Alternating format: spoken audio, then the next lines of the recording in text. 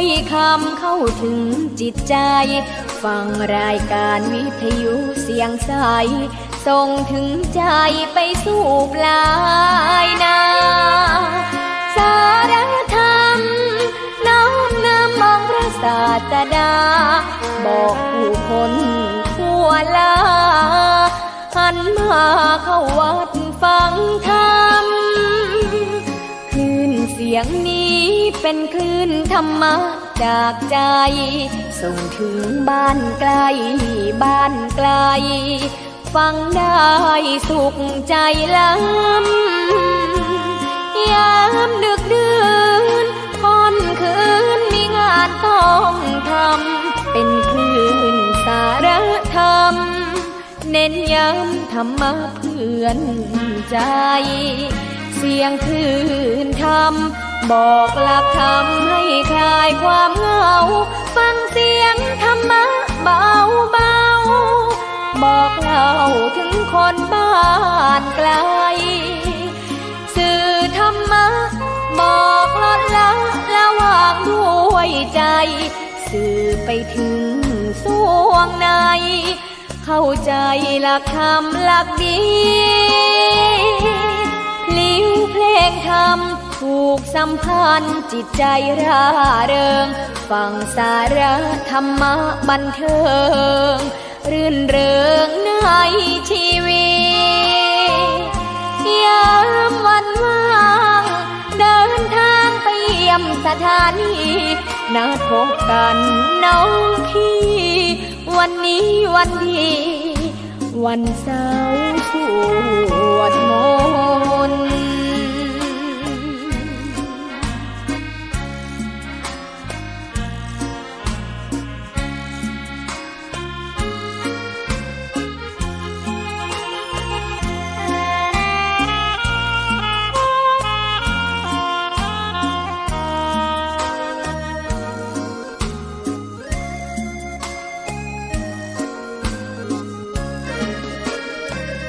เสียงคลื่นธรรมบอกหลักธรรมให้คลายความเหงาฟังเสียงธรรมะเบาเบาบอกเล่าถึงคนบ้านไกลสื่อธรรมะบอกลดละละวางด้วยใจสื่อไปถึงสวงในเข้าใจหลักธรรมหลักดี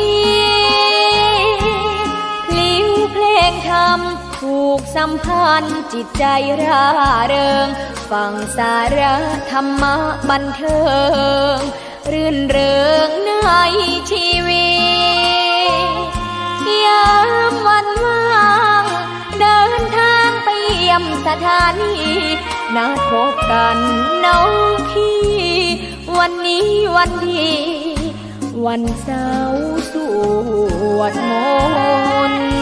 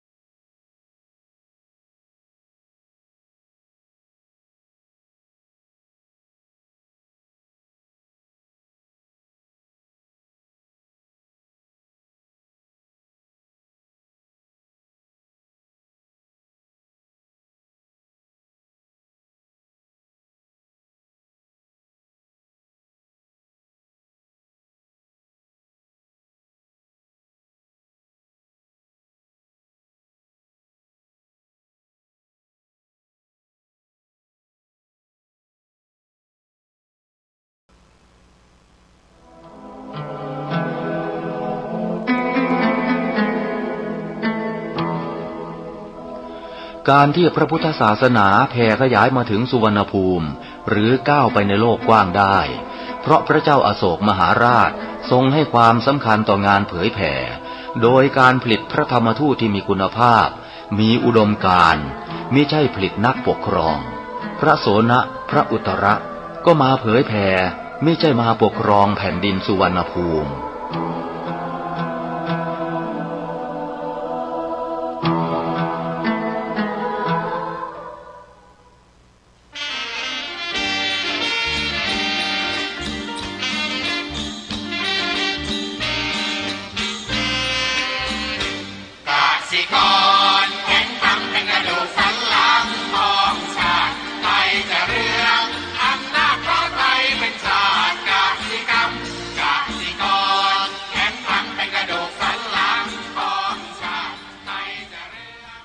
รายการต่อจากนี้ไป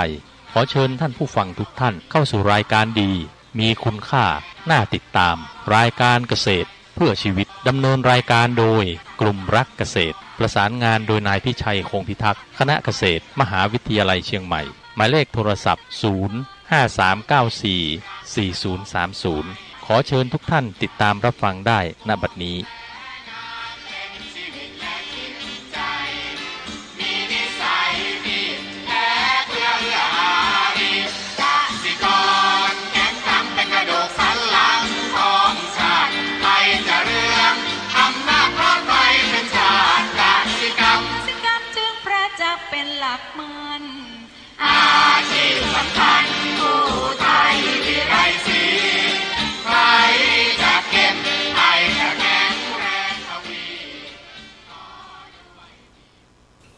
สวัสดีครับท่านผู้ฟัง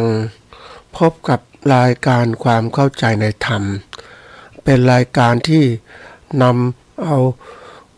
หลักธรรมของพระพุทธเจ้ามาให้ท่านได้เรียนรู้และนำไป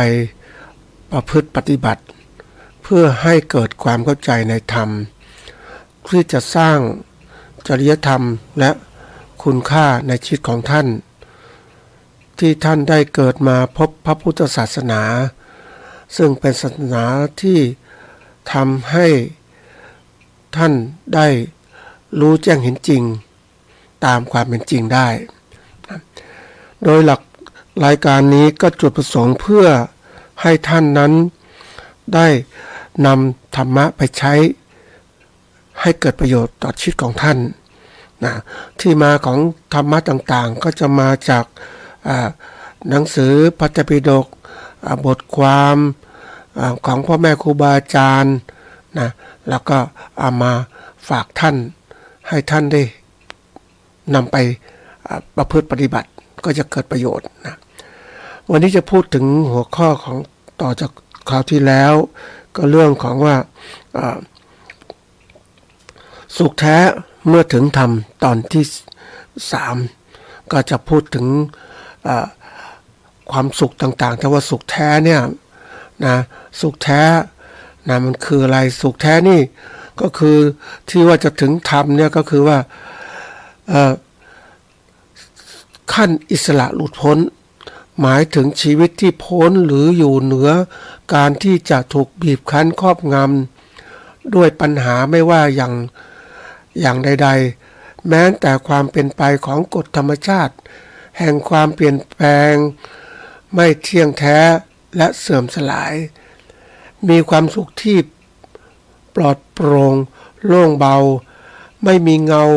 ของความทุกข์รบกวนเรียกว่าเป็นพุทธะที่แปลให้เข้าใจกันง่ายๆว่ารู้ตื่น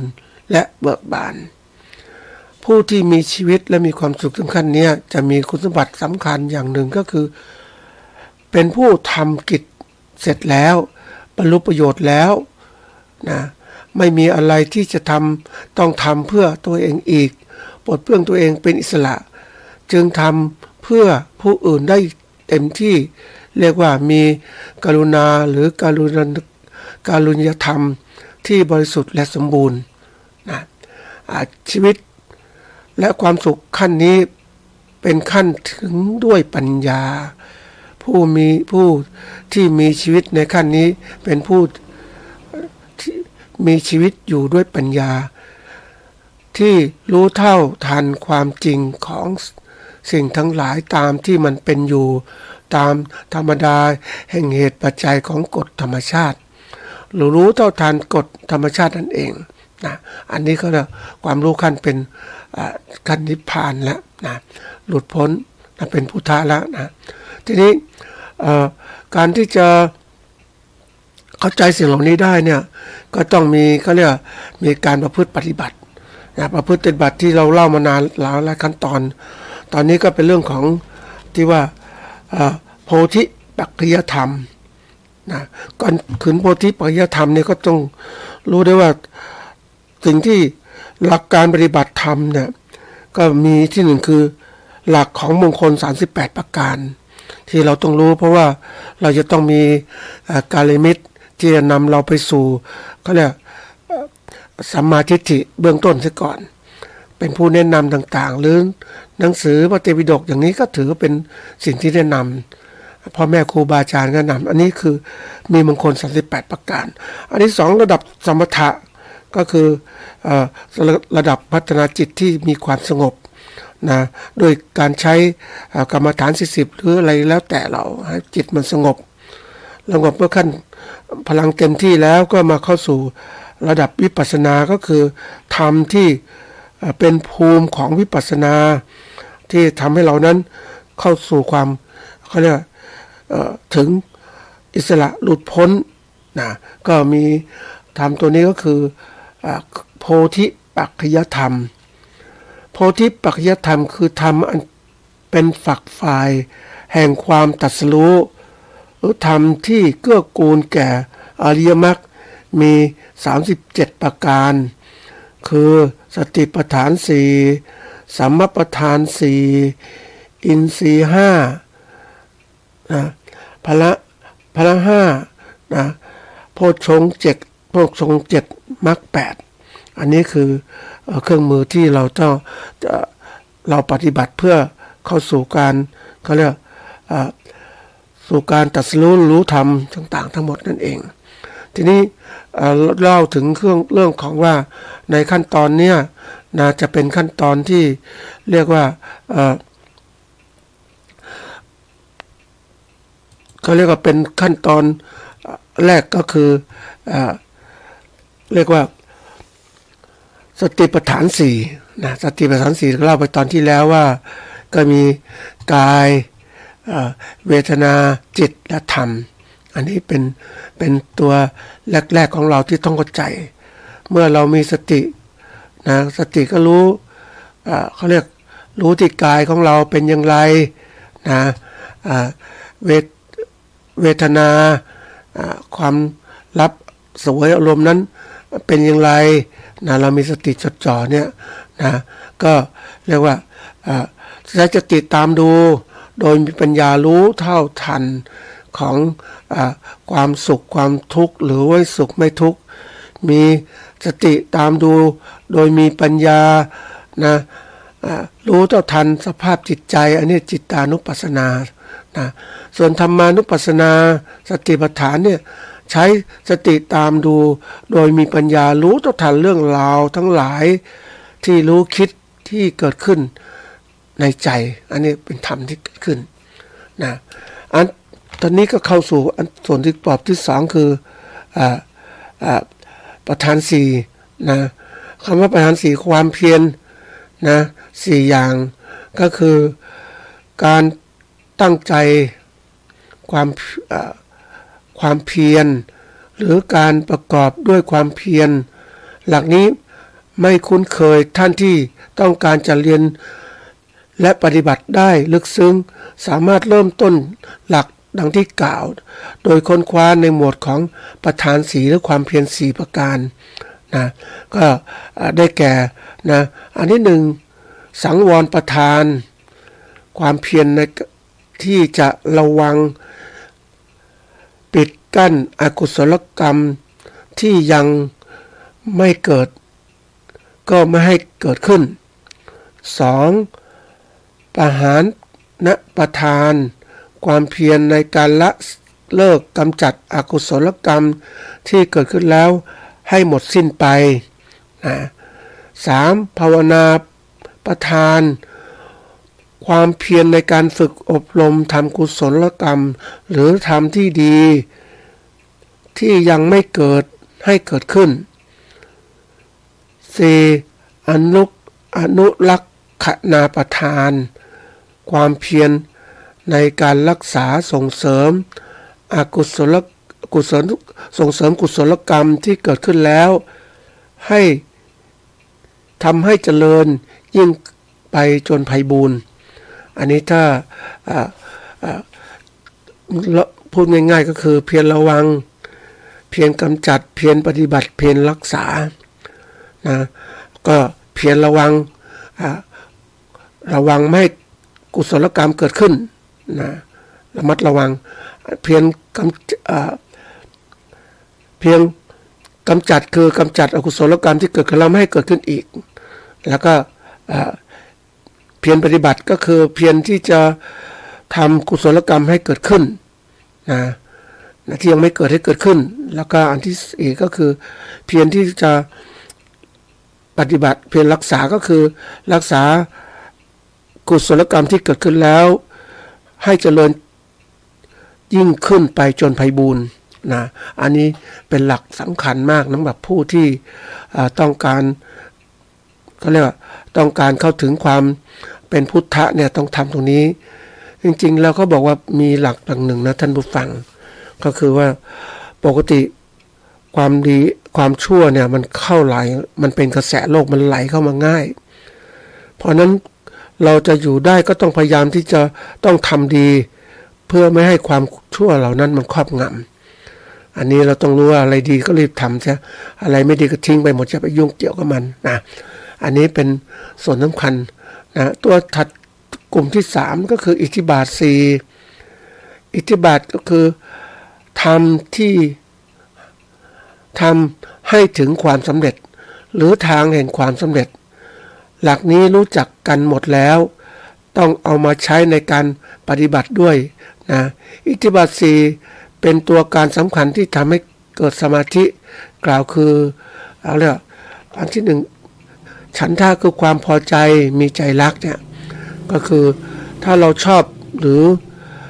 พอใจในสิ่งใดแล้วเมื่อทำสิ่งนั้นก็จะเกิดสมาธิได้ง่ายนะ2ก็คือวิริยะเพียรความภาคเพียรทำหรือปฏิบัติถ้าเราทำสิ่งใดเป็นสิ่งที่ทำให้นะเป็นสิ่งที่ท้าทายมีใจสู้เมื่อทำสิ่งนั้นก็จะเกิดสมาธิได้ง่าย3จิตตะความฝักใฝ่เอาจิตฝักใฝ่คือถ้าเรามีความรู้สึกสิ่งใดสำคัญเราจะต้องรับผิดชอบเอาใจจดจ่อสำหรับอินทรีย์5นั้นเป็นส่วนสำคัญตัวหนึ่งก็คือว่าเป็นธรรมที่เป็นใหญ่ในการทำหน้าที่เฉพาะแต่ละอย่างหรือธรรมที่เป็นเจ้าการในการข่มกำราบอกุศลธรรมที่ตรงข้ามกับตนนะหลักนี้หลายท่านเคยได้ยินแต่หลายท่านก็ยังไม่เคยได้ยินเช่นในคำพูดที่ว่าต้องมีอินทรีย์สม่ำเสมอกันต้องปรับอินทรีย์ให้สม่ำเสมอคนที่มีอินทรีย์อ่อนคนนี้มีอินทรีย์แก่กล้าดังนี้เป็นต้นอินทรีย์5นั้นได้แก่ศรัทธาวิริยะสติสมาธิปัญญาเป็นหลักสำคัญในการปฏิบัติธรรมอันข้อที่1อินทรีย์5เนี่ยก็คือศรัทธาคือแปลว่าความเชื่อความที่จิตมุ่งแล่นไปหาและคล้อยไปตามนะก็เข้าคู่กับข้อ5คือปัญญานะความพิจารณาไตรตรองมองหาความจริงให้ รู้เข้าใจถึงสภาวะนะหรือถ้าศรัทธาแรงนะก็น้อมไปในทางที่จะเชื่อง่ายยอมรับง่ายเชื่อดิ่งไปตลอดจนงมงายถ้าเอาแต่ปัญญาก็โน้มไปทางที่จะคิดมากสงสัยเกินเหตุหรือด่วนปฏิเสธฟุ้งไปเรื่อยไม่จับอะไรลงลึกท่านจึงให้ปรับสัญญากับปัญญาให้เสมอสมดุลกันนะข้อที่สองวิริยะคือความเพียรนะความมีใจสู้มุ่งหน้าจะทำให้ก้าวหน้าไปเรื่อยๆนะเข้าคู่กับข้อ4คือสมาธินะสมาธิคือความสงบของจิตนะที่แน่วแน่อยู่ที่ไม่ฟุ้งซ่านไม่ถูกอารมณ์ต่างๆรบกวนถ้าวิริยะแรงไปก็จะเครียดและฟุ้งซ่านได้โน้มไปในทางล้ำเลยเขตแต่ถ้าเอาแต่สมาธิก็จะสงบสบายชวนให้ติดในความสุขความสงบนั้นตลอดจนกลายเป็นเกียจคร้านเฉื่อยชาปีกตัวออกหาความสงบปล่อยประละเลยไม่เผชิญภาระท่านจึงให้เสริมสร้างวิริยะและสมาธิอย่างสม่ำเสมอสมดุลเพื่อจะได้ประคับประคองไปและเป็นเครื่องอุดหนุนกันให้ก้าวหน้าในการปฏิบัตินะข้อที่3ก็คือสตินะสตินั้นเป็นตัวควบก็จะเป็นตัวควบกลตัวเตือนนะสติแปลความรู้ก็ได้เป็นตัวเตือนต้องใช้ในทุกกรณีเช่นเสมือนยามที่คอยบอกเวลานี้ศรัทธาจะแรงไปปัญญาจะหย่อนไปนะเวลานี้ควรเร่งวิริยะขึ้นเพราะทำท่าจะติดอยู่ในสุขจากสมาธิเสียแล้วดังนี้เป็นต้นอันนี้คือส่วนสำคัญนะท่านผู้ฟังปกติแล้วก็คนเราส่วนใหญ่จะท่องเอาง่ายๆนะท่านผู้ฟังศรัทธาวิริยะสติสมาธิปัญญาแต่ในบทความเนี่ยของหลวงพ่อจันทร์ประยุทธ์โตก็ให้เข้าใจคือความเชื่อมต่อกันระหว่างที่ว่าเรามีศรัทธาความเชื่อหนึ่งมันถ้าเชื่อมากมันก็ลุ่มงุนงายไปแล้วเนี่ยเราต้องใช้ปัญญาควบคุมพิจารณาใจตรองเพราะนั้นศรัทธากับปัญญาเนี่ยมันของคู่กันปรับเสมอคนส่วนใหญ่เนี่ยมักจะใช้เป็นศรัทธานำอยู่แล้วที่ศรัทธานำถ้าไม่มีปัญญาก็ไม่เข้าถึงก็จะถูกศรัทธาครอบงำพาไปหลงไปเลยนะนี่ต้องใช้ปัญญากับความรอบรู้ว่ามันควรจะเชื่อไตรตรองหาเหตุและผลที่ถูกต้องนะดึงสมัยนี้เขามีเรื่องคนที่ชอบทำทานมากๆเลยทำทานจนทั้งแบบหมดเนื้อหมดตัวทำผู้ฟังเพราะความเลื่อมใสอยากทำทานแต่ถามปัญญามันยังไม่เกิดขึ้นเพราะพยายามมองไม่เห็นไม่ไตร่ตรองว่าทำอย่างนี้มันถูกทั้งไหมเราต้องอาศัยความมีชีวิตของเรายังไงบ้างเนี่ยต้องพิจารณาไม่อยากเชื่อทำทานแล้วได้บุญอย่างนี้ทีนี้ปัญญาเนี่ยมันไม่ถึงมันก็เลยหลงไปเนี่ยเพราะฉะนั้นวันนี้ปัญญาต้องควบคุมให้เป็นนะจะได้ไม่หลงไปเพราะนั้นมันจริงบางอย่างมันน่าหลงนะท่านผู้ฟังยิ่งในวงธรรมปฏิบัติธรรมเนี่ยคนยังไม่ถึงธรรมนะก็หลงง่ายเพราะนั้นวันนี้ต้องทำปัญญาให้เกิดขึ้นให้มันทันกับเขาเรียกศรัทธาที่มีอยู่นี่แหละนะส่วนวิริยะกับสมาธินี่ก็สำคัญที่จริงๆนะท่านผู้ฟังก็นานๆจะได้เห็นบทความที่พูดถึงความเพียรไปเรื่อยสมาธิก็สงบตั้งมั่นนี่มันต้องรู้ระดับถ้าสมาธิมากเกินไปมันไม่อยากไปทำอะไรอยู่สบายอย่างผู้ปฏิบัติสมาธิสงบแล้วก็พอละไม่มีความมุ่งมั่นจะก้าวไปสู่ให้มันสูงกว่านี้อีกมันหยุดพ ราะฉะนั้นจำเป็นต้องมีวิริยะคือความเพียรกับประกอบคู่กับสมาธิที่มีอยู่เนี่ยมันถึงไปด้วยกันได้ปรับสมดุลตัวสำคัญที่สุดอย่างที่บอกจะปรับสมดุลระหว่างเขาเรียกศรัทธากับปัญญาแล้วก็วิริยะกับสมาธิก็คือสติเนี่ยสติเป็นตัวสำคัญความลึกได้ควบคุมทุกกรณีนะเขาบอกว่าสติให้มากเขาไว้ไม่เสียหายแต่ถ้าขาดสติเมื่อไหร่ไปหมดเลยเพราะนั้นวันนี้ต้องบอกสติแล้วฝึกสติจริงๆสำคัญสติทุกอิริยาบถต่างๆก็เป็นสมาธิมันเกื้อกูลกันไปความสติมันจะรู้นะลึกได้มันทำนะมันใช้ได้ทุกกรณีจริงๆอันนี้ก็เป็นตัวที่สำคัญนะมันไอตัวอินทรีย์5เนี่ยความเป็นใหญ่ทั้ง5เนี่ยนะก็เป็นตัวสำคัญตัวหนึ่งทีนี้มาที่ว่า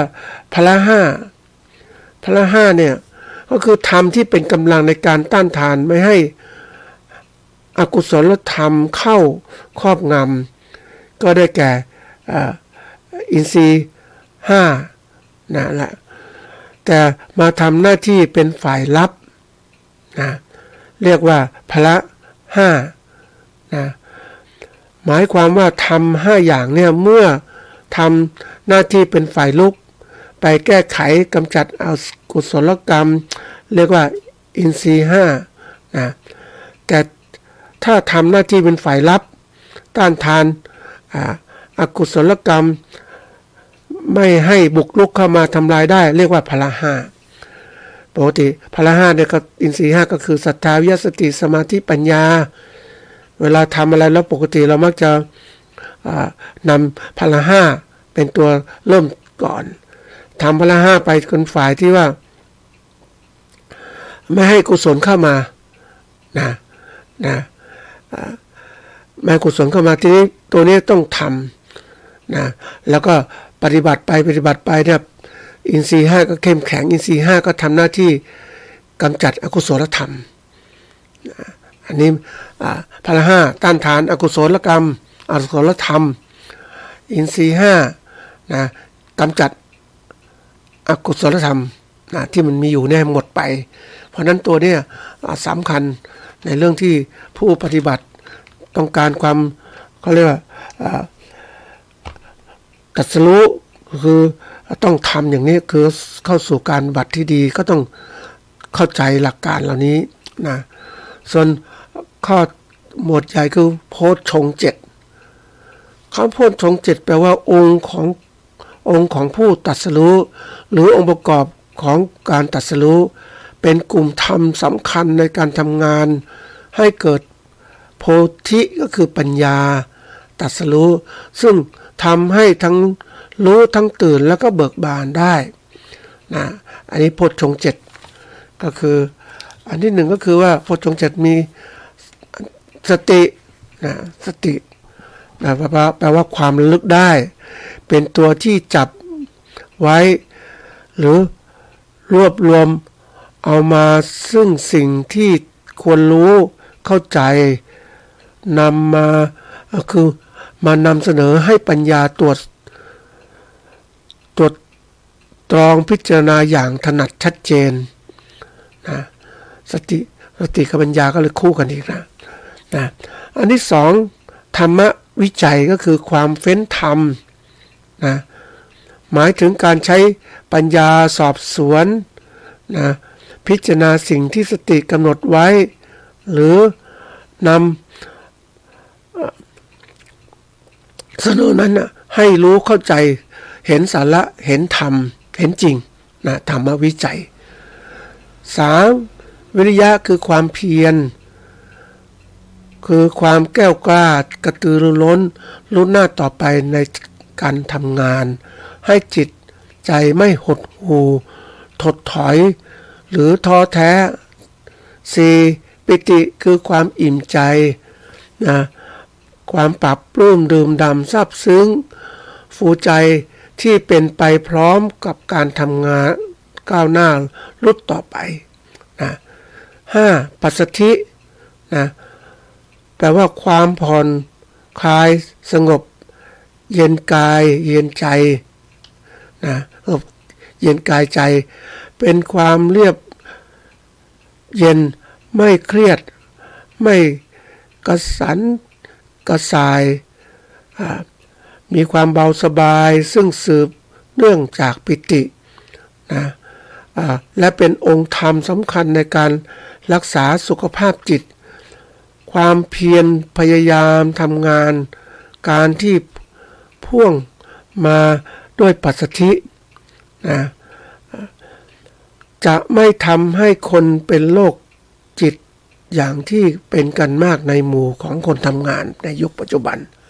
นะอันที่6ก็คือสมาธิความมีใจตั้งมั่นนะคือจิตใจแน่วแน่อยู่กับสิ่งที่กำหนดเป็นหนึ่งเดียวอยู่กับกิจการงานนี่แหละอยู่กับเรื่องที่พิจารณาไม่วอกแวกฟุ้งซ่านนะ7อุเบกขาคือความวางเฉยอยู่เพิงเฉยดูหมายถึงความมีใจเป็นกลางจิตใจเรียบสม่ำเสมอนิ่งดูไปอย่างพร้อมสบายในขณะที่จิตปัญญาทำงานก้าวหน้าไปเรียบลื่นตามกระบวนการของมันนะอันนี้โพชฌงค์7นี่ก็ใช้ในระดับเขาเรียกว่าสติธรรมวิจัยวิริยะปิติปัสสัทธิสมาธิอุเบกขาเกื้อกูลกันตลอดในการที่จะทำให้สิ่งที่พิจารณานั้นบรรลุนะกับความเป็นจริงเนี่ยนะอันที่7องค์ใหญ่ที่สุดก็คือตัวมรรคมีองค์8ได้แก่สัมมาทิฏฐิเห็นชอบสัมมาสังกัปปะดำริชอบสัมมาวาจาเจรจาชอบสัมมากัมมันตะทำการชอบสัมมาชีวะเลี้ยงชีพชอบสัมมาวิยมะพยายามชอบสัมมาสติระลึกชอบและสัมมาสมาธินะตัวนี้เป็นตัวสำคัญนะท่านผู้ฟังว่าจริงๆแล้วใน3ข้อในมรรค8เนี่ยเริ่มต้นด้วยปัญญานะแบ่งเป็น3กลุ่มย่อยๆคือปัญญาศีลและสมาธินะอันนี้เป็นตัวสำคัญนะท่านผู้ฟัง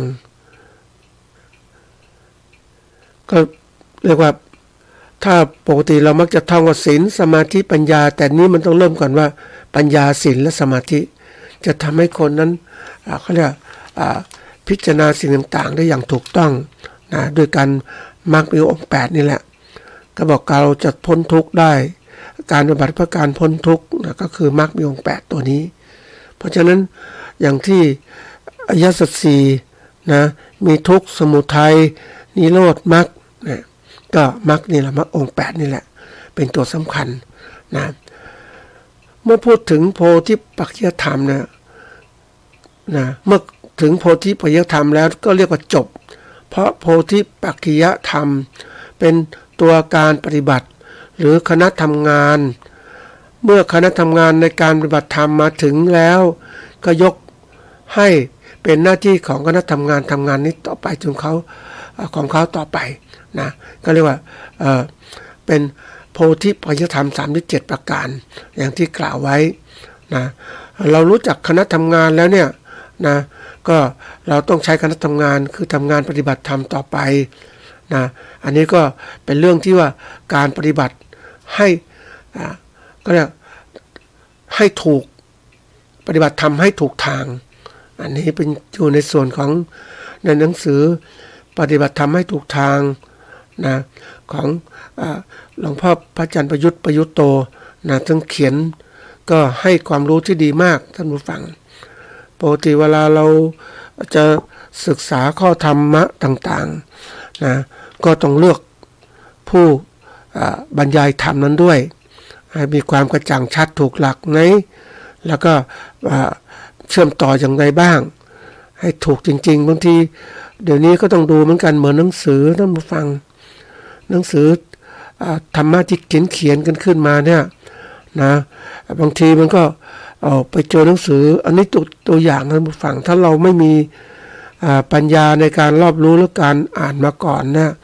ก็จะหลงตามไปหลงง่ายๆเลยบางทีแล้วก็บอกทำต่างๆผิดไปหมดเลยมันเหมือนกันว่ามันเป็นข้อคิดสำหรับผู้ต้องการเข้าถึงธรรมจริงๆเนี่ยก็ต้องเลือกนะอันนี้เป็นเรื่องสำคัญต้องเลือกนะให้เราได้เขาเรียกมีปัญญาที่ถูกก่อนปัญญาสัมมาทิฏฐิเนี่ยเป็นตัวใหญ่ที่สุดนะท่านผู้ฟังแม้กระทั่งเดี๋ยวนี้จะเลือกเขาเรียกเหมือนเราได้หนังสือธรรมะเนี่ยก็พระไตรปิฎกบันทึกไว้นานแล้วถูกละจะมีการปรับแต่งหรือเขาเรียกชำระพระไตรปิฎกก็แล้วแต่จะเกิดขึ้นนะก็เริ่มเขียนไว้ก่อนก็มีการชำระไปเรื่อยๆนะทีนี้อันที่หนึ่งเรื่องพระไตรปิฎกอันที่สองเนี่ยพ่อแม่ครูบาอาจารย์ก็ต้องเลือกเหมือนกันดูแนวทางไหนที่ถูกต้องถึงจะเลือกเป็นพ่อแม่ครูบาอาจารย์ถ้าไม่ถูกต้องก็ลำบากนะท่านผู้ฟังอันที่สามหนังสือที่เขียนมาใหม่เนี่ยเขียนมาเป็นเล่มๆต่างๆก็ต้องเลือกอีกเพราะถ้าเลือกผิดนะสัมมาทิฏฐิผิดเลยไปเลยเป็นมิจฉาทิฏฐิไปแล้วเนี่ยลำบากเขาจะไม่ถึงธรรมอีกอันนี้เป็นเรื่องสำคัญสำหรับผู้ปฏิบัติเดี๋ยวนี้มีสิ่งต่างๆถ้าเราดูจากสื่อให้ความรู้ต่างๆต้องดูเหมือนกันนะท่านผู้ฟังว่าที่มาที่ไปก็เป็นใครเป็นคนเขียนนะก็ต้องดูอีกนะท่านผู้ฟังเพราะว่าเดี๋ยวนี้มีการเผยแพร่มากก็กลายเป็นเหมือนก็มีสื่อมากจริงแต่สื่อเหล่านี้นำสิ่งที่ไม่ถูกต้องมาเผยแพร่เพราะนั้นถ้าผู้ปฏิบัติผู้สนใจปฏิบัติแต่ไม่เข้าใจนะก็จะหลงได้ง่ายอีกนะหลงไปอย่างนี้บางทีเดี๋ยวนี้มีเขาเรียกการทำความน่าเชื่อถือให้เกิดขึ้นสร้างศรัทธานะเป็นตัวสำคัญนะทำให้ศรัทธาคนก็หลงไปได้ง่ายถ้าคนผู้ปฏิบัติไม่มีปัญญามันก็หลงไหลไปเลยหลงไหลก็ผิดทางไปเลยผิดทางก็แทนที่ชาตินี้เราเกิดมาพบพระพุทธศาสนาแล้วเรากลับไปปฏิบัติอีกแบบหนึ่งอาจจะเป็นที่ว่าอย่างทางสามสายเนี่ยนะมันก็ต้องดูว่านะเขาเรียกว่าทางไหนเป็นมัชฌิมาปฏิปทาเนี่ยตามพุทธเจ้าเพราะนั้นถ้าเราจะเลือกอะไรก็ต้องดูพุทธเจ้าสอนอย่างไรให้ถูกหลักเกณฑ์อย่างไรเราปฏิบัติตามท่านนะจะไม่ผิดหวังก็เล็กต่อยอดกับการตรัสรู้ของพระเจ้านั้นก็เข้าสู่ทางธรรมได้ง่าย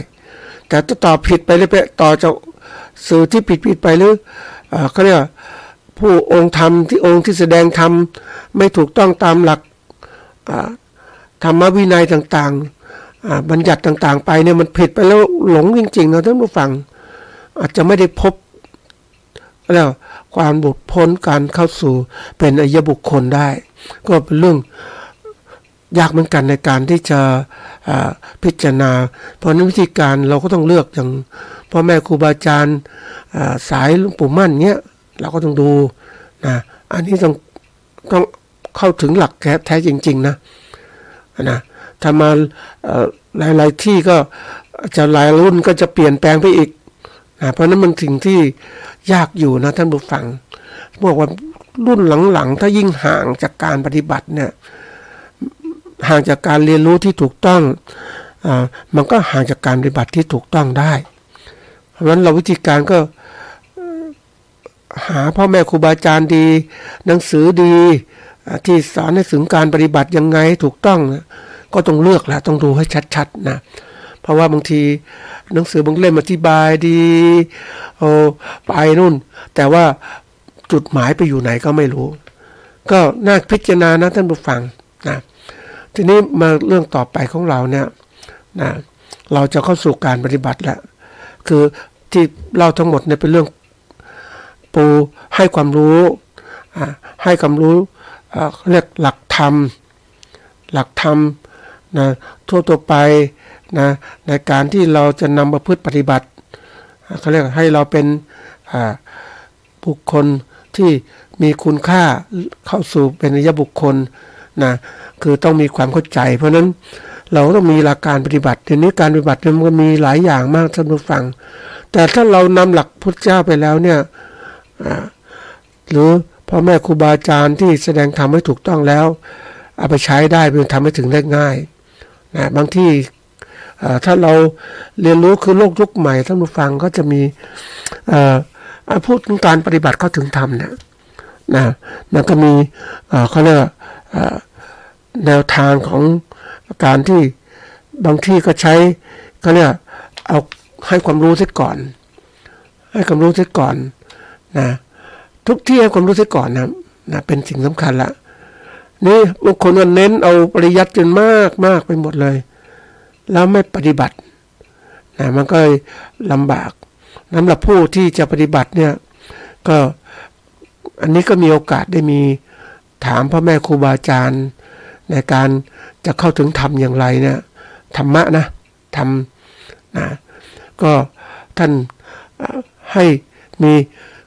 เขาเรียกว่าปริยัติระดับหนึ่งก็คือมีหนังสือนวโกวาทนะอันนี้นะแล้วก็มีพุทธประวัติ3 เล่มท่านก็บอกพอแล้วเนี่ยอันนี้คือท่านเน้นปฏิบัติเมื่อปฏิบัติไปแล้วเนี่ยนะก็ถึงระดับจริงๆก็ธรรมะประจักษ์แจ้งแก่ใจนะแล้วก็มาเข้าสู่การอ่านพระไตรปิฎกหรืออ่านธรรมะต่างๆทบทวนก็เมื่อถึงธรรมแล้วเนี่ยมันก็เข้ากระจ่างทั้งหมดนะท่านผู้ฟังเพราะว่าธรรมะมันเป็นก้อนเดียวเนื้อเดียวนี่แหละแต่ถ้ามันผิดธรรมะไม่ถึงนี่คนส่วนใหญ่ก็บอกว่าขอมีความรู้มากๆไว้ก่อนอาจจะได้ไม่หลงทาง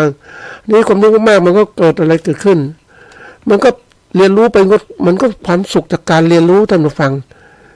ความสุขมันสุดความสุขจากการรู้รู้จากการเรียนมันสุขมันเข้าไปถึงมันนู่นนี่แล้วก็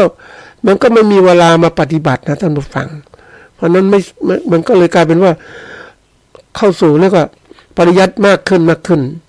นะการกระจักแจ้งกับชัยธรรมะก็ใช้วิธีสัญญาคือความจำได้หมายรู้เดี๋ยวนี้ก็ต้องดูคนอ่านพระไตรปิฎกมากๆก็จำได้หมายรู้ก็อธิบายไปคนก็มันคือธรรมะเนี่ยมันก็มีความเข้าใจในธรรมเขาเรียกอันแรกก็คือพวกที่อ่านเยอะๆก็รู้ธรรมไม่จะรู้ได้รู้ธรรมธรรมะพระเจ้าเนี่ยอ่านหนังสือเยอะแยะเดี๋ยวนี้มีมากแต่ผู้ปฏิบัติเนี่ยนะถ้าไม่อ่านเยอะท่านปฏิบัติจริงๆก็ถึงใช้มรรค8ของพระเจ้านี่แหละก็ถึงธรรมแล้วเข้าใจ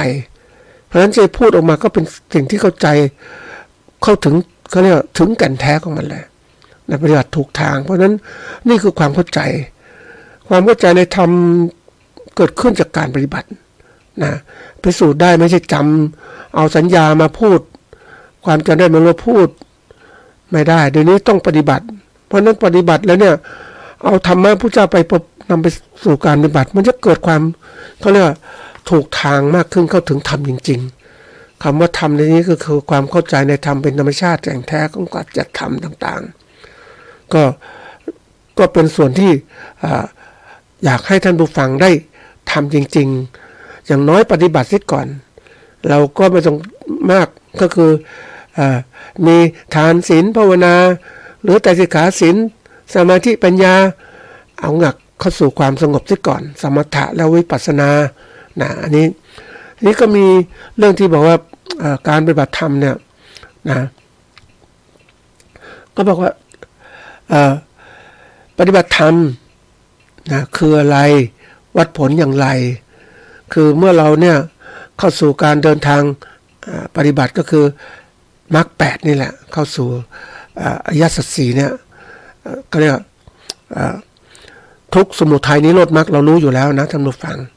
ทีนี้เรามาสู่การมรรค8เพื่อเป็นองค์ทานการตรัสรู้ต่างๆเนี่ยนะก็คือมรรค8อันนี้ทราบกันแล้วนะก็การฝึกชีวิตดำเนินตามมรรคนะคือทำตัวเดินไปตามมรรคนั่นคือสิกขาหรือการศึกษาดังที่กล่าวแล้วเนี่ยการศึกษามรรคสัมพันธ์กันอย่างไรนะนี่ก็เป็นเรื่องการเขาเรียกพูดถึงการตรวจสอบดูว่า ด้วยประสบการณ์ตนเองโดยดูโลภโกรธหลงมีน้อยหรือมากละได้เบาบางหรือหมดไปแล้วดังที่มีการสำรวจตัวเองนะปกติเขาจะดูสิ่งต่างๆได้ที่เกิดขึ้นกับตัวเองนั่นแหละทำถูกทางไหมนะเขาบอกว่าดูอันที่หนึ่งดูกุศลธรรมเพิ่มขึ้นหรือเปล่า คือการที่เราปฏิบัติไปแล้วเนี่ยมีการกุศลธรรมคือธรรมที่ทำให้เป็นกุศลเป็นคุณงามความดีที่เพิ่มขึ้นโดยวัดคุณธรรมที่เพิ่มขึ้นที่งอกงามขึ้นจากแทนที่จะเป็นอกุศลธรรมก็กลายเป็นกุศลธรรมที่เราทำขึ้นมาเจริญขึ้นมาแทนอกุศลคือไม่ดีงามนี่แหละนะทีนี้เจริญในตามมรรค8มีอะไรบ้างก็คือประการแรกก็คือดูว่ามีความมั่นใจนะมีความมั่นใจนะในสิ่งที่เป็นกุศลคือคุณงามความดีมากขึ้นไหมมีความมั่นใจมันแต่ในโพธิศรัทธาของเราเชื่อมั่นในศักยภาพตนเองในการพัฒนาขึ้นไปหรือไม่หรือความเชื่อมั่นมากขึ้นเรียกว่าศรัทธามากขึ้นซึ่งเป็นสิ่งที่ดีเป็นกุศลธรรมที่เจริญเพิ่มขึ้นโดยต้องสรุปว่ามีศรัทธาแล้วก็ต้องมีปัญญาด้วยนะท่านผู้ฟังนะอันประการที่สองเนี่ยก็คือเมื่อปฏิบัติเดินตามมรรคไปแล้วระเบียบในการดำเนินชีวิตดีขึ้นไหมมีการประพฤติตนอยู่ในสุจริตดีไหมอันนี้เป็นส่วนแสดงออกภายนอกในการดำเนินชีวิตนะเอามาวัดดูได้ดูใจของเราด้วยก็ได้นะเรียกว่ามีศีลครบหรือยังนะอันถัดมาก็คือดูว่า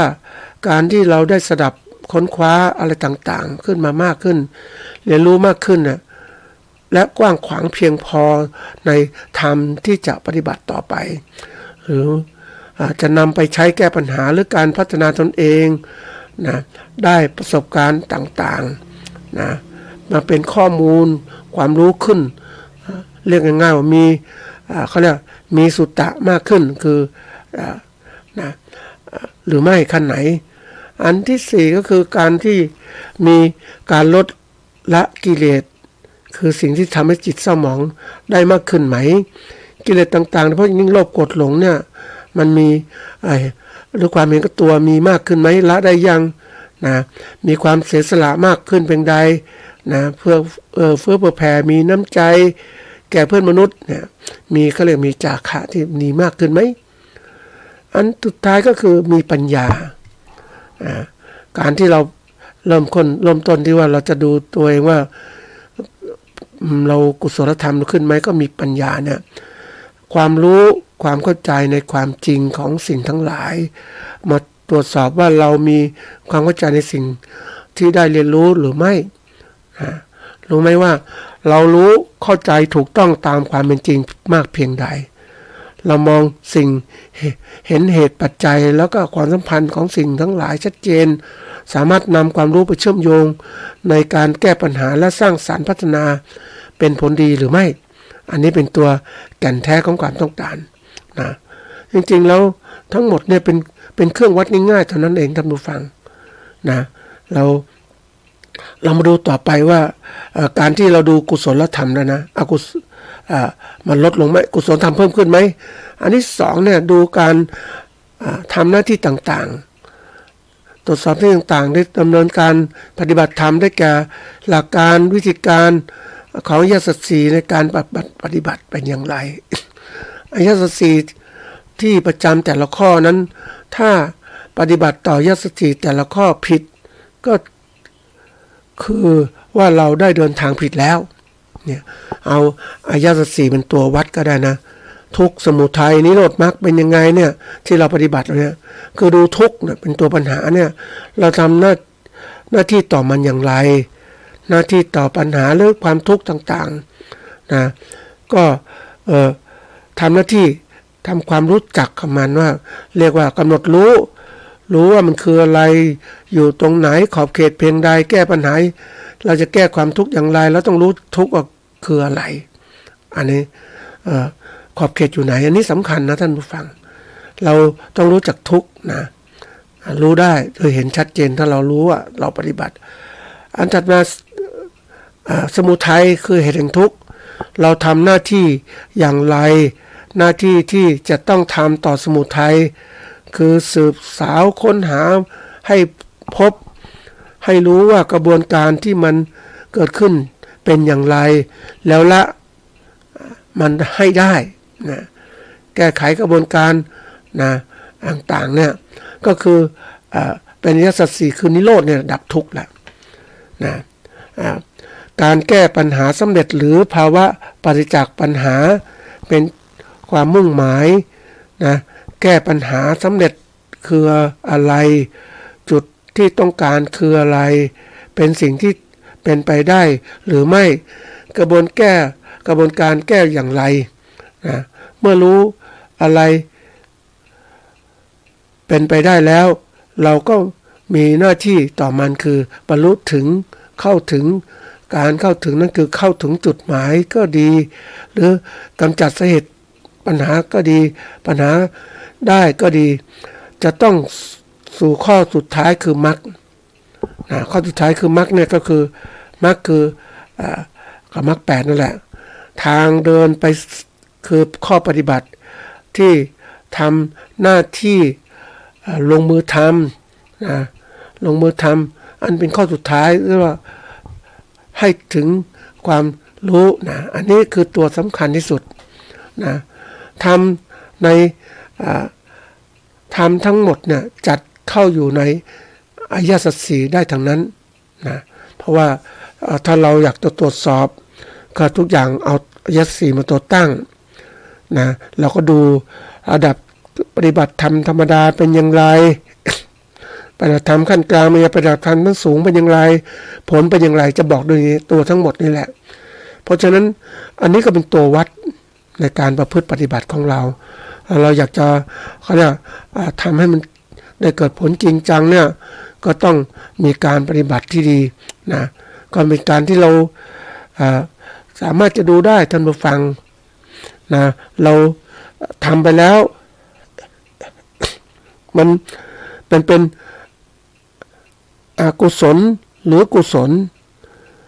และเราก็ต้องดูว่ากุศลเป็นยังไงกุศลเป็นอย่างไรก็ต้องรู้ละแล้วก็เราก็ต้องทำกุศลให้ได้มากขึ้นมันเว้นมันตัวมันเหมือนกับเรามีการประพฤติที่เป็นปกติที่ดีขึ้นนะไม่ไหลไปตามกระแสกิเลสพาไปอย่างเนี้ยนะทำทั้งหมดเนี่ยท่านจัดไว้อริยสัจได้แก่เนี่ยสิ่งทั้งหลายในโลกนี้ตามที่สัมพันธ์กับมนุษย์หรือมนุษย์ต้องเกี่ยวข้องประเภทใดเป็นหนึ่งจัดการโดยพวกเรียกว่าทุกข์ซึ่งเป็นเรื่องปัญหาที่เราต้องเผชิญอันที่สองก็คือว่าพวกสิ่งที่เป็นโทษก่อเกิดภายทุกภัยเนี่ยเป็นสาเหตุของปัญหานะอันที่สามสิ่งทั้งหลายในโลกนี้จัดเข้าประเภทที่พึงประสงค์หรือเป็นจุดหมายนะอันนี้ก็เป็นสิ่งสำคัญนะเราก็รู้ว่าอันไหนคือจุดหมายการพ้นนะพ้นจากปัญหาต่างๆอันที่สี่คือต้องจัดเข้าพวกสิ่งที่จะต้องทำหรือเป็นวิธีการปฏิบัติรวมความแล้วง่ายๆก็อริยสัจสี่นี่แหละนะเราก็จัดการตรงนี้เข้าใจได้ปัญหาต่างๆแยกไปคือผู้ปฏิบัติที่จะนำธรรมะพุทธเจ้าไปใช้เนี่ยก็ระดับเขาเรียกระดับปุถุชนนะปุถุชนนี่ก็แน่นอนเราก็รู้ได้แต่เราเป็นกัลยาณชนคนดีเนี่ยมันจะเริ่มดีขึ้นไม่เห็นความแตกต่างขึ้นเราวัดได้นะแล้วก็อริยชนเป็นอย่างไรมันจะเห็นอีกก็ใช้อริยสัจสี่เป็นตัววัดเหมือนกันได้แล้วก็จัดการตรงนี้เพราะฉะนั้นสิ่งทั้งหลายทั้งปวงเขาเรียกเป็นเป็นทุกข์เป็นทุกข์ก็เป็นตัวปัญหาแล้วเสร็จมาคือเรื่องของสิ่งทั้งหลายทั้งปวงที่เป็นตัวก่อให้เกิดทุกข์ก็ต้องลดหรือละเลิกให้ได้นะทีนี้สิ่งทั้งหลายที่พึงประสงค์เป็นจุดหมายที่ควรทำให้สำเร็จนะอันนี้ก็ต้องปฏิบัติให้ประจักษ์แจ้งก็คือนิโรธแล้ว สิ่งทั้งหลายที่เป็นข้อปฏิบัติเป็นวิธีการเป็นสิ่งที่ต้องทำบำเพ็ญเพื่อก้าวไปสู่จุดหมายนะอันนี้จะต้องทำให้มีมากขึ้นเพิ่มพูนมากขึ้นคือจะต้องลงมือปฏิบัตินั่นเองนะอันนี้เป็นส่วนสำคัญที่สุดนะอันที่3อันข้อคอใหญ่นะก็คือดูสภาพจิตใจที่เดินถูกระหว่างทางในการปฏิบัติเนี่ยดำเนินชีวิตที่ถูกต้องหรือฝึกฝนพัฒนาตนเองไปในระหว่างการปฏิบัติพัฒนาศึกษาก้าวไปเรื่อยก็ต้องสังเกตสภาวะจิตใจของตนเองเป็นไปอย่างไรนะกรณีก็เรียกว่ามันเกิดขึ้นอย่างไรมั่งมาเป็นสิ่งที่ควรสังเกตก็คือว่าความประโมทคือความแช่มชื่นล่าเริงเบิกบานปิติคือความอิ่มใจความปรับปลื้มใจฟูปัสสติได้แก่ความรู้สึกผ่อนคลายสบายกายสบายใจราบรื่นระงับลงเย็นสบายสุขคือความสุขความคล่องคล่องใจโปร่งใจและไม่ติดขัดบีบคั้นต่างๆสมาธิความมีใจตั้งมั่นสงบอยู่ในตัวนะอันนี้มันจะเห็นทั้งหมดนะ5 ตัวนี่แหละนะก็คือว่าปราโมทย์ปิติปัสสติสุขสมาธินะนี่ตัวนึงนะนี่เราเองถ้าเราจะปฏิบัติท่านผู้ฟังก็ต้องมีเขาเรียกว่ามีการปฏิบัติทำอย่างเต็มที่นะเพราะว่าเรื่องการปฏิบัตินั้นเป็นเรื่องที่มุ่งให้เกิดความเข้าใจเพราะเราปฏิบัติเนี่ยก็ต้องมีการทดสอบต่างๆปฏิบัติต่างๆที่เกิดขึ้นมันเห็นชัดเจนท่านผู้ฟังว่าสิ่งที่เรารู้นั่นน่ะเรารู้เนี่ยเราลองปฏิบัติมันรู้จริงไหมเดี๋ยวนี้มันมีรู้ไม่จริงเยอะไปหมดเลยนะปฏิบัตินำปฏิบัติแล้วมันก็ไม่ประสบความสำเร็จมันก็แล้วไม่รู้จริงแหละทีนี้ถ้าเราปฏิบัติมันต้องรู้จริงเอาความจริงเอาความรู้จริงๆมาปฏิบัติก็จะเกิดผลจริงเข้าใจได้ง่ายนะมันเหมือนกับการเราได้มีทฤษฎีท่านผู้ฟังทฤษฎีคือแนวคิดที่มีต่อสิ่งใดสิ่งหนึ่งที่เขาผ่านการพิสูจน์ยอมรับแล้วแต่ทฤษฎีเหล่านั้นเนี่ยมันก็ต้องเปลี่ยนแปลงตลอดเวลาท่านผู้ฟังอาจจะที่มันเคยถูกต้องยืนยันถูกต้องเดี๋ยวมีการค้นพบใหม่แล้วมันก็มีการเปลี่ยนแปลงแล้วกลายเป็นเขาเรียกหลักการใหม่เกิดขึ้นมาก็สวนทางกับทฤษฎีนั้นบางทีมันก็ต้องมีการเปลี่ยนแปลงหลักธรรมพระพุทธเจ้านั้นไม่เปลี่ยนแปลงถูกต้องตามไม่ว่าเวลาจะเปลี่ยนไปตามเนี่ยแต่ความรู้ทั้งโลกเนี่ยมันเปลี่ยนแปลงที่นี้เปลี่ยนไปตามการเวลาเพราะขึ้นอยู่กับการค้นคว้าค้นพบสิ่งใหม่ๆเกิดขึ้นนะเราจะยึดสิ่งต่างๆไว้ว่าเฮ้ยสิ่งนี้เรารู้แล้วมันต้องคงตามนี้แต่รู้มันเรื่องรู้ทางโลกท่านผู้ฟังมันจะรู้ทางธรรมะพระเจ้าที่ท่านตรัสรู้แล้วสอนแล้วถูกทางแล้วนะเพราะนั้นเดี๋ยวนี้ที่บอกว่าคนเขียนหนังสือมาเยอะไปหมดละหรือคนแสดงธรรมมามากมายทีเดียวแต่บางครั้งบางคราวอาจจะ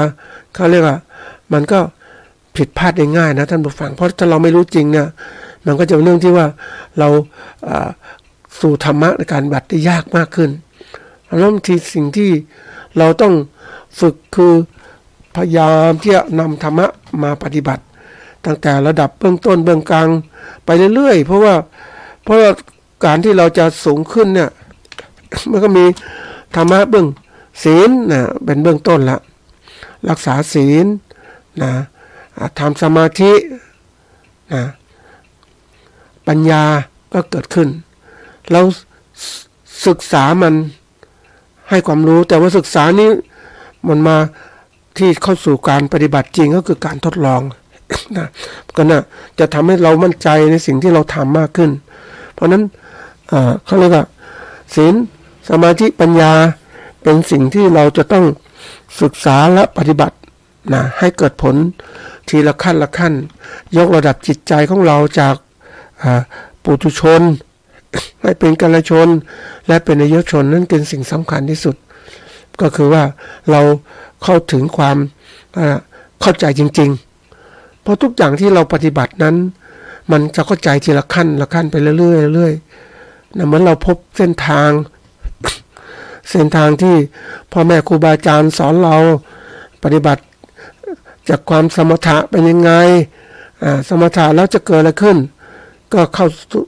สมถะเข้าสู่ผลสมถะก็คือนะทำสมาธินี่แหละสงบเนี่ยมันจะมีฌานต่างๆขึ้นฌานต่างๆก็ขึ้นเนี่ยมันจะยกระดับของเราว่าฌาน1ฌาน2 3 4เป็นยังไงมันจะเห็นผลการปฏิบัตินั่นเองนี่คือข้อสำคัญทุกอย่างมันมีตัวชี้วัดเราก็ต้องใช้การชี้วัดเหล่านี้เข้าสู่ความเป็นจริงเนี่ยเขาเรียกว่าการที่เราปฏิบัติธรรมนะจะสร้างความเข้าใจที่ถึงธรรมนะคือความเข้าใจในธรรมที่ถูกต้องเนี่ยมันก็ทำให้เกิดความสุขจริงๆนะสุขจากการที่ว่าอิสระจากสิ่งทั้งปวงได้นะก็อันนี้เป็นก็เรียกว่าเป็นผลขั้นสุดท้ายของผู้ปฏิบัติแล้วมุ่งเข้าสู่เขาเรียกว่าวิปัสสนานั่นเองอันนี้เป็นเรื่องที่ต้องเขาเรียกต้องใส่ใจและฝึกปฏิบัติจริงๆนะ